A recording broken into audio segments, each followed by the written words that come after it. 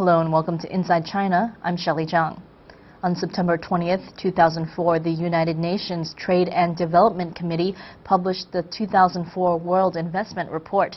This report indicated that China, for the first time, surpassed the U.S. in becoming the country that attracts the most global investment capital.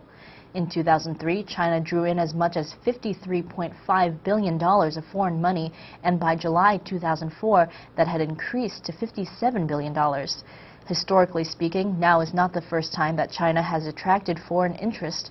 Ever since Marco Polo's exploration of the Middle Kingdom in the 13th century, Europeans have been fascinated with the East and interested in what it has to offer. And with the coming of the 21st century and a modernized China, the country offers not only the mass production of goods, but also a marketplace for Western products and ideas. And this has attracted many foreign investors. Nonetheless, investment in China comes with risks often left unmentioned that can make putting money into China a dangerous gamble. And that's the topic of today's Inside China with economist QingLian. 在中国呢，它吸引外资呢，其实就是最主要的一点，就是它。The main attraction for Westerners to invest in China is the cheap labor. Another attraction is that the cost of land is low. However, over the last several years, housing prices in China have increased a lot, which also raised the price of land. Advantages seem to be gradually disappearing. You can tell that China became the world's factory because of the poor working conditions for laborers and the lack of environmental regulations. The cost of labor in China is the lowest in the world. The cost of labor should include the labor itself, the living expenses of workers, the expense to support their family and children's education, as well as the retirement plan and medical insurance, among other benefits. Chinese workers, especially so-called peasant laborers, barely get enough to cover their basic needs. Those people working for the foreign investment enterprises receive much less income than the social average. They only earn 300 to 500 yuan, or 43 to 73 US dollars each month, while they have to work for 11 to 12 hours each day, or even longer. These peasant laborers have no medical insurance or retirement plan. The United States has the Enterprise SA 8000 standard for business and encourages people to buy with a conscience and refuse to purchase products produced in sweatshops of developing countries. The SA 8000 is the human rights evaluation for enterprises and was founded in 1997. Some of their 8 standards are forbidding child labor, improving benefits for laborers, payments for working overtime, protecting the rights of women, etc. In the current China, none of the 8 standards are reached. The working environments are poor. Working hours are too long. They hire child laborers. Workers have poor benefits, and for those who work with toxic materials, they don't receive medical insurance at all. So if we use these standards to evaluate China, most of the enterprises do not reach the standard. In March 2004, the United States Labor Association appealed to improve the payment and benefits of Chinese laborers. At that time, rumors were that China would apply the Enterprise SA 8000 standard, and China was in a state of panic. Discussion forums were held all over the country. Communist officials and business people discussed how to deal with this standard. Chinese media believed that it was an election tool during the U.S. elections and was a trap the United States set for China. Chinese officials and business people were against this standard because it indeed touched China's nerve. If this standard were to be applied in China, many enterprises would not reach the standard. When the United States Business Association conducted an investigation, results indicated that according to SA 8000, half the Chinese enterprises were not qualified. If SA 8000 is indeed applied in China, the cost of factories would increase dramatically, and foreign investors would move their factories to Vietnam, India, or other developing countries. The typical and earliest example of Westerners having an Eastern dream is the report written by Marco Polo, an Italian traveler who visited China during the Yuan dynasty. 10 years ago, a Western myth emerged. The business opportunity is elsewhere. This elsewhere refers to China. In 1840, the result of the Opium War was the Sino-UK Nanjing Treaty. At that time, Western countries had been knocking on China's door for almost 100 years. And in the end, the door was finally opened by force. During the later years of the Qianlong period, British Special Envoy George Macartney visited China to meet Emperor Qianlong. Qianlong said that China has an abundant production and we are self-sufficient. We do not rely on trading with other countries. Thus, he refused to trade with other countries. However, trading eventually commenced, and Westerners thought that they had opened the door towards wealth. The British were ecstatic at the thought of trading with 300 or 400 million Chinese people. They imagined that as long as each Chinese person was to purchase a fork or knife, they would have a giant market for forks and knives. As long as each Chinese person used one of their cotton sleeping gowns, even if the machines in Manchester ran all day and night, they would still not produce enough to fill the Chinese market. The same with pianos. Some people shipped pianos to China and imagined that if one out of several Chinese people were to use the British piano, then the market for pianos would be phenomenal. However, 10 years after the trade started, the market for forks and knives disappeared. The Chinese were not accustomed to using European cutlery. The piano market also vanished. Tons of pianos accumulated in China. No one bought them. The Chinese had their own musical instruments. Chinese were also not used to wearing European sleeping gowns as they used their own homemade fabrics. This was especially so amongst the poor. Eventually, all these markets disappeared. However, people nowadays still have these Eastern dreams. Several years ago, former Malaysian President Mahathir said, "We should trade with the Chinese. As long as each Chinese has 1 spoon of our coconut oil, the whole of Malaysia could not produce enough coconut oil to supply the all of China." The problem is, coconut oil is the most expensive oil among all cooking oils, and Chinese people cannot afford it. So I feel that their evaluation of China is mostly based on their own imaginations. For example, the Chinese market has 1.3 billion consumers. Actually, at most, only 300 million of them have the ability to consume, and these 300 million consumers cannot unconditionally purchase luxurious foreign products such as jewelries or expensive diamonds. Only a very small percentage of them can buy these. I think Westerners need to take some time to get to know China. After this market disappears, or after the market bubble bursts, they will start to reevaluate China. It's interesting how foreign products occupy very little of the Chinese market, while many countries face the problem that products made in China threaten their own businesses. Now many countries are starting to think how to prevent Chinese products from taking over their markets. This is something that Western countries did not foresee.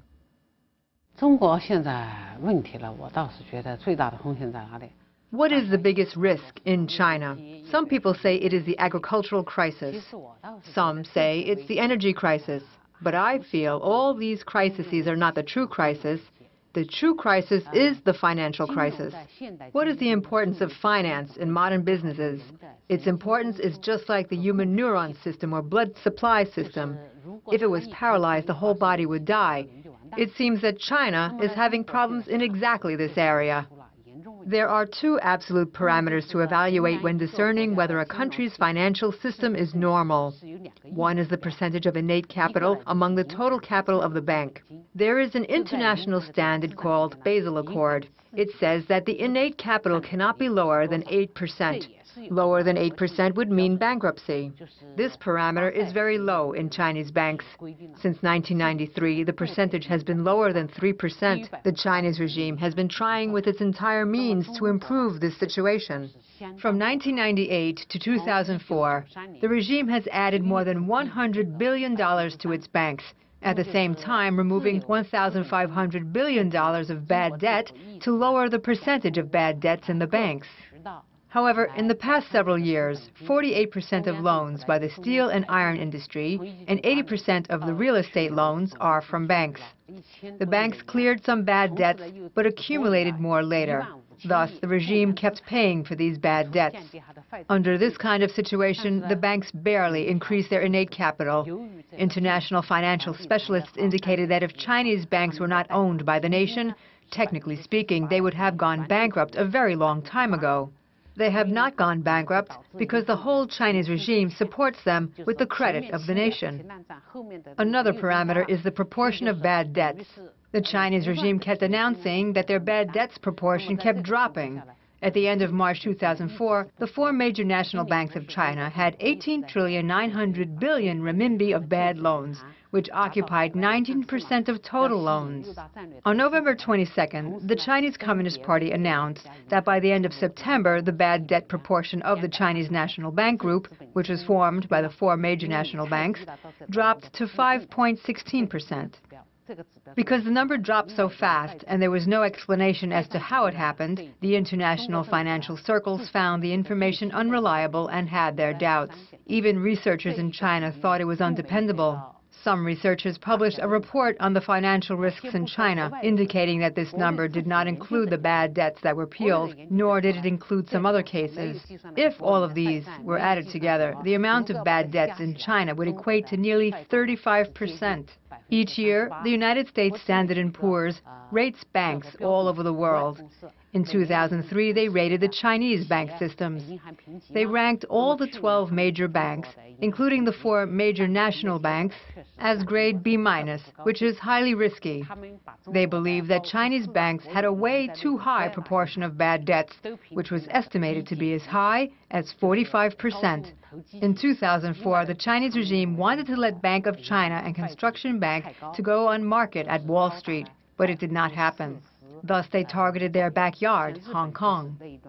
On January 4, 2004, the Hong Kong Stock Exchange announced that Construction Bank, Bank of China, Communications Bank, and China Minsheng Bank would go on the market in Hong Kong in 2005.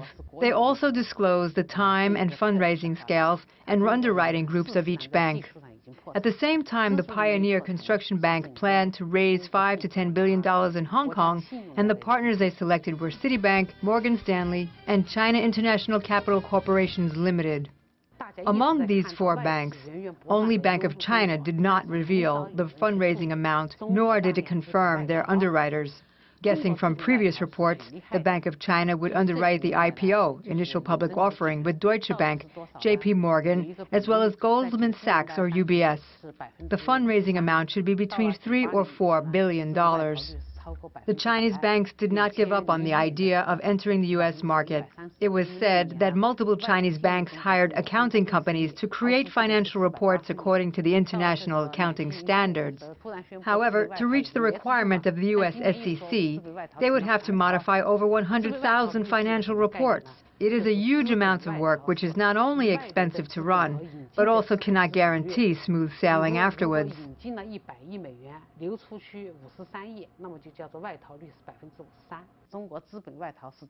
People have been seeing foreign capital rushing into China, but rarely do people pay attention to the large amount of Chinese capital flight. The problem of capital flight is very serious in China. Over the past several years, it has only gotten worse. How much was the capital flight? For example, in the 1990s, the percentage was 53%. From 1998, the percentage had been over 100%. In 2001, the percentage was 130%. That year, capital introduction to China was only 36 billion, while the capital flight was 48 billion. In 2003, the Chinese regime suddenly announced that capital flight had been stopped. However, this year, they claimed that capital flight became a raging tide. What is capital flight? Capital flight is the rapid, large-scale removal of investment capital and income from a country.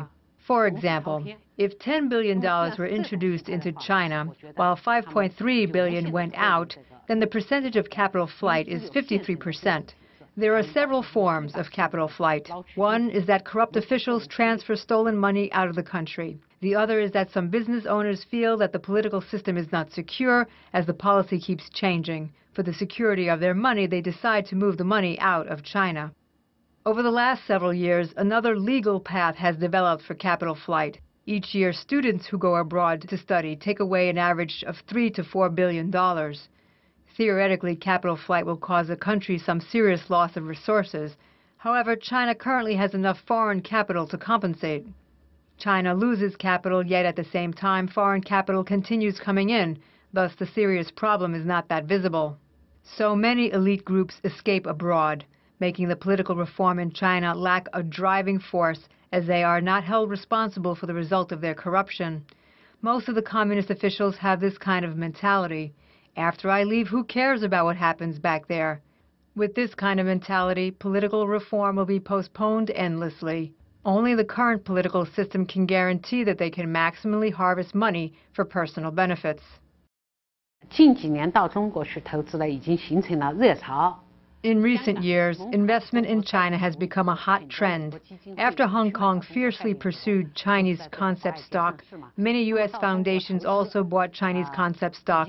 Investing in China has become a trend, especially in Europe. When I visited Germany this year, several Chinese students told me that you are so fortunate to come at this time. If you came last December, no German media would pay attention to you. Last year happened to be the Chinese investment boom at that time. Some German-Chinese specialists openly suggested on TV to the German government that you should invest in China. If you want to develop business in China, you should not make the Chinese regime unhappy. Do not criticize the human rights. Do not criticize their political system. And the government almost totally accepted the suggestions. 2005 was claimed to be the year for the France-China relationship.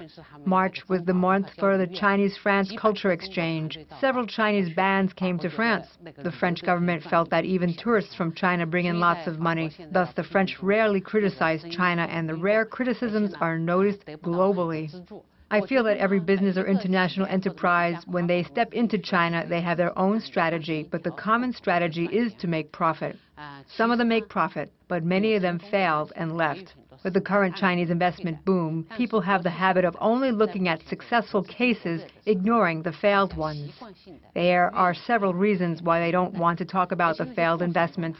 They are afraid that their stock value will go down, along with their reputation and image. Thus, they are usually not willing to talk about these failures. Is it true that over the last few years, foreign investors have been able to find gold in China? Some people doubt it, but their voices are weak. I asked some Japanese businessmen, "You've encountered so many problems in China, yet why do you still go there to invest?" Their reply was, "Because everyone goes there, we should also go. We should at least be there. Increasing your investment all depends on the situation." China is now like a big casino. I remember one American consultant told the U.S. Business Inspection Group that going to China for investment is like taking a bag of money to Las Vegas to gamble. Who knows what is going to happen? 中国现在就是像一个大赌场。 In 2005, The Economist published a series of articles regarding foreign investors doing business in China. They published the results of an on-site study of more than 100 foreign enterprises in China. The article says that one of the main problems facing China is that a change in Chinese people's cultural values and business ethics is having a negative impact on investors. And it's challenging investors to preserve their own value system in the West. This will be the topic of our next show. Thanks for watching, and we'll see you then.